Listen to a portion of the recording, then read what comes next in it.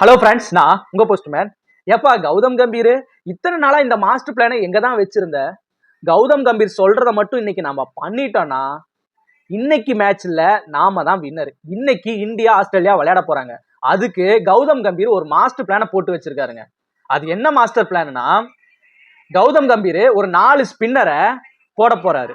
அந்த 4 ஸ்பின்னரை வச்சு ஆஸ்திரேலியாவோட விக்கெட்டை எல்லாத்தையுமே ஈஸியா எடுத்துடலாம்.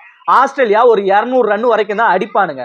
அதுக்கப்புறம் நம்ம கிட்ட இருக்கிற ஹோலி, ஸ்ரேயஸ் ஐயர் எல்லாம் வச்சு அந்த ரன் ஈஸியா சேஸ் பண்ணி நம்ம இந்தியா ஜெயிக்க போகுது. இதுதான் மாஸ்டர் பிளான். துபாயோட பிச்சு ரொம்ப மோசமா தாங்க இருக்கும்.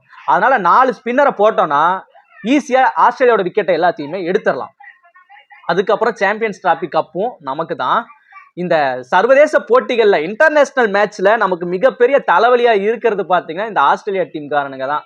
அதனால இன்னைக்கு மேட்ச்ல ஆஸ்திரேலியா தோக்கணும், இந்தியா ஜெயிக்கணும், சாம்பியன்ஸ் டிராபியை நாம தான் வாங்கணும்.